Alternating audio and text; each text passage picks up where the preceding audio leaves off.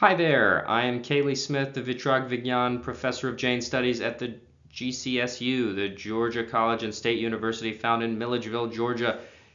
If my face looks familiar to you, it might be because you took the Introduction to Vedic Language and Literature course already on Yogic Studies website. This is a follow-up to that course, so I strongly advise, if you're interested in Defense Against the Dark Arts, that you take that course or have some background in Vedic language and grammar already. The reason for that is because this is a reading course. We will be reading, and developing proficiency with a particular type, or we might even say genre, of Vedic texts. And there will be, of course, many grammar notes along the way, but no formal separate space just to focus on grammar. It is presumed that exposure to the totality of Vedic grammar has already occurred because you've already studied Vedic or you have taken the previous course. I want to say that's 303.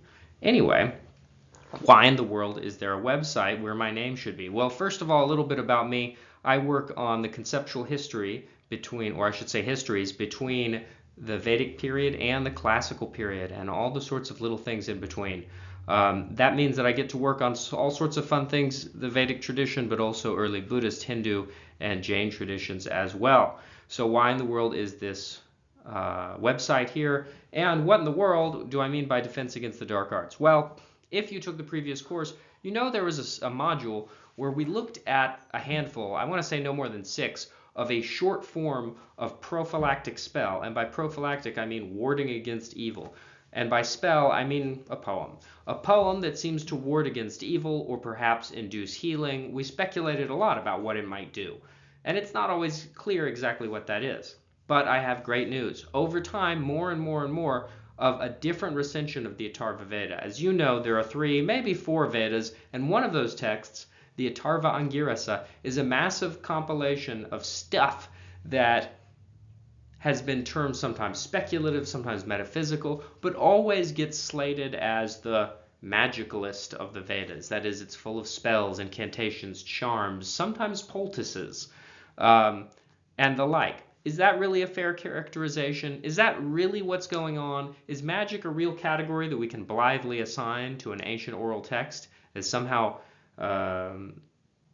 deeply different and incompatible with the other 3 Vedas? Well, those are things we're going to talk about in the course.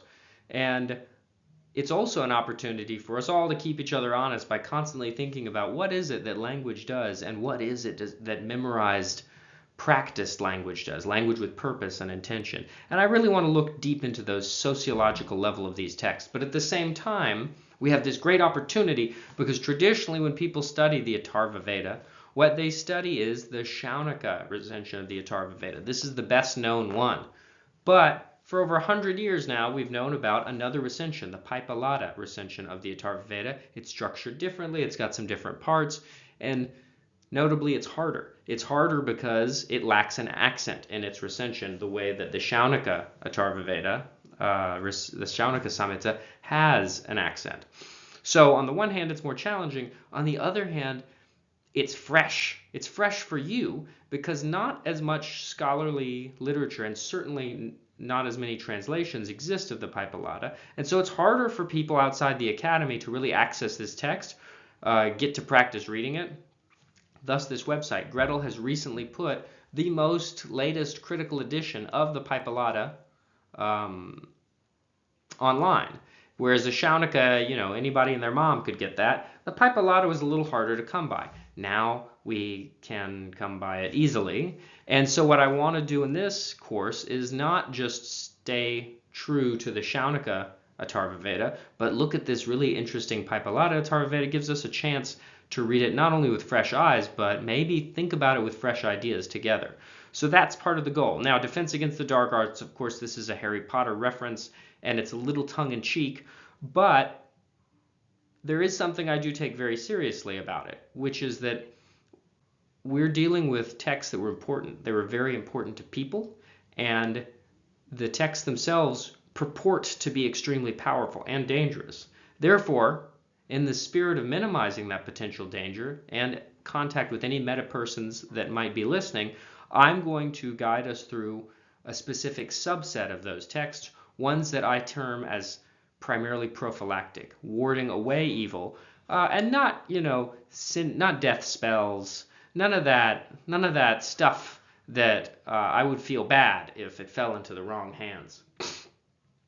So I'm going to guide you through in each module what we're going to be reading. It's highly delineated by topic. I think that's enough to say about this at the beginning. All right, so Module 1, what are we going to do? We have to talk about prophylactics as, is it a valid model of analyzing text? Can we talk about a genre of text that is designed to orally and audibly ward away misfortune? To that end, I want to give you, I wouldn't call them two dueling perspectives, but two rich, different perspectives. So we'll talk about what the Pipalata tradition is, where scholarship stands on it, but I want you to also be able to read on that first day. I'm going to give you PDFs, and we can discuss it and make sure we understand what we're talking about. An up-and-coming, not quite out article yet by Jared Whitaker, Believing in Magic. Should we think of these texts as magic? Is magic really a universal category that we can lump texts into? Or do we need to try and find a way of thinking about them in a different way? The other piece is by Velizar Sadovsky, who looks at the formulaic, repeated, and most importantly, comparative ways that texts that we have categorized as spells and practical magic often fall into. The fact that something has repeated formal features, some might be suggestive that there is a universal or at least a broadly comparative category that these texts can fit into. So we're going to kind of have to find some wiggle room. Obviously, we don't want to project our own fantasies about magic missile and, whatever onto these texts. That's something we need to check. But we also can't blithely assume that simply by translating we're letting the texts speak for themselves, because it's impossible to turn off your biases. So my hope is that we'll lay out our quest at the beginning of trying to think very carefully about formal similarity, but at the same time developing a way to check our biases when we go to these texts. And then we'll start our actual reading on that Wednesday with a spell that purportedly will put your puppy dog to sleep, attributed to the great and incomparable Vasishta. So before we dive into the Pipalata, I want to use the Rigveda as a connecting sort of connector. This will be in some ways a little easier actually, because we'll have the accent at our disposal, and those who were reading Rigveda with me in the last course, this will be much more familiar to you, although stylistically you'll see a lot of new things. We're going to look at a couple more in Module 2, Rigvedic antecedents to what might be going on in the Pipalata Atharvaveda. For instance, a spell, I don't want to, see, did you see what I just did there? I called it a spell.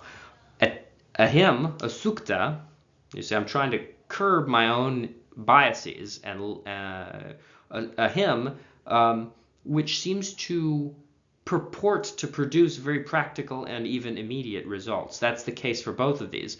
But both of them also have a complex history. And it might be the case that, in fact, they began as a very different kind of text and had accretions and modifications in order to make them more practical. So we want to try and look at this text diachronically to see how something that had verbal power could be press-ganged into applying that power in a different way. This module, I also want to look at a much, much later post-Vedic text called the Rigvedana, which ostensibly purports to use the mantras of the Rigveda into various practical ways. Even individual lines recited alone and with the proper preparations could do various interesting things. So there won't be too much of that, because Rigvedana really is a language that we would think of as classical Sanskrit. You don't need so much Vedic Sanskrit to read it, but I want to show how the two texts are in dialogue. Then the rest, and I don't have to spend too much time going through these modules, but essentially they're on, oh no, I meant to tab that off, so that's not perfect, but they're going to be texts that purport to solve what I think are very interesting problems. My head here is in the way. Can I move that out of the, nope. Well, my head here is in the way, but go back. I cannot go back. Well, what I wanted to do there was solve problems like bad dreams and protection that can be gained by praising night. Module 4, I want to focus specifically on one plant, the Apamarga plant, and its uses and applications. Module 5, always a popular perennial topic when we're talking about prophylactics, finding sorcerers, discovering witches, and making sure they can't harm us. And who are these sorcerers and witches? And maybe we can fruitfully speculate about what that might mean and what kind of anxieties they might produce. Module 6, always useful in I don't want to say these are combat oriented, but this also represents a certain subset of the kind of practical effects that you want your Pipe-Aladdin to be well trained in. If you're going to be the patron of this Pipe-Aladdin, you want him to be able to cover you in a variety of situations. There are a whole lot of anti-poison texts, anti-disease texts. Of course, I can't show you the fair distribution of all these things in the Pipe-Aladdin itself because I want to give you a little snapshot, a survey of all different kinds of texts. But let it be known, there are a lot of these. Against vermin and hail. Less than poison, but still something that you want to guard against. Now, finally, we'll close out on one that I think is the most interesting. And I put the interesting stuff later because I think it'll take some time and experience for you to develop insight into what's going on in these texts so that when we get to some really juicy ones, we have the best chance of seeing interesting things happen. For whom were these texts composed? Texts that purported to disable one's rival wife. Texts that would protect one from nymphs like the Apsaras, which, as you know, usually get a pretty good rap. Apsaras are not bad by any means in classical or even Vedic literature. So why the anxiety? There might be some other things as we go on that I want to introduce to you that I think will help facilitate this sort of thing, but this is the core scheme. Now notice there are a couple days where I put like a lot more hymns than others. You can generally assume that we're going to tackle the first hymn mainly, and if there's spillover, we'll tackle the rest of them. But mainly that sort of thing will probably be answered and discussed as sort of extra credit, if you will, for students in the course chat or in the course forum. Because some people just want more and more and more, and other people, not that they don't want more, but we all have to be realistic about how much we can translate on a week-to-week basis. So there is more in the works for you if you are interested. Yeah, I think that's pretty good. I think it's going to be really interesting because there's not nearly as much worked on in these texts compared to the Shaunaka tradition. And so there might be many words that we can't solve together, and we'd have to say, well, whatever this is, all right, it's bad. Something like that. But I'm going to help guide you through them, and we're going to learn a lot about Vedic language, Vedic grammar, just through the practice of reading, and also Vedic textuality itself and the power of turning voice into, freezing it in the amber of poetry and what that thing can do. Yeah, anything else I want to say? Well, I might have things I want to say, and the only way to find out is to take the course. So I'll see you in February. Goodbye.